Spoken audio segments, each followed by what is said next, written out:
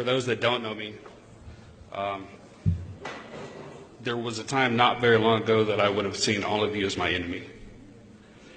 For as much as I heard about Karbala the last 2 nights, about 13 years ago, I too was dreaming of Karbala as I was marching toward it with a rifle.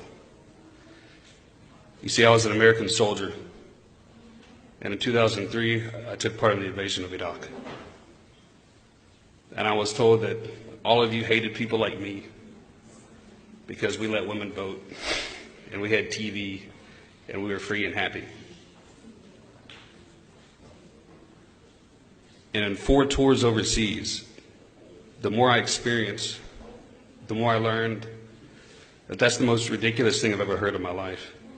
And the truth is, people just don't like their doors being kicked open at 3 o'clock in the morning. 10 years ago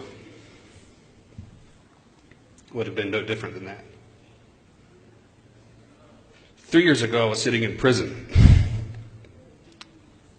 My 4th tour overseas was my 3rd trip to Afghanistan, working for a little company some of you probably have heard of, Blackwater. And that was the first time in my entire life that I actually had to face sobriety. And sobriety brings clarity.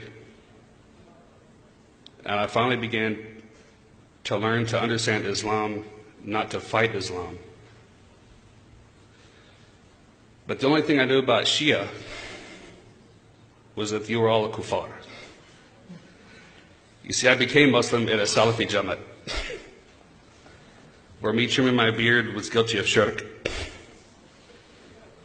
and the Shia prayed to Ali, and that's all I knew. But the more I learned about Salafism, the more I learned that I really didn't know anything at all.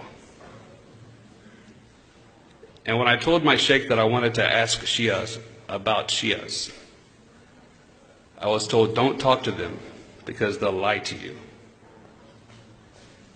And it made me think of when I talked to my pastor about asking Muslims about Muslims. And he said, don't talk to them, they'll lie to you. And I can tell you this, I don't know a lot about this religion. Every day I'm learning more. But I know that I have a family now, because the truth is, if you want to lose your friends, tell them you've become a Muslim.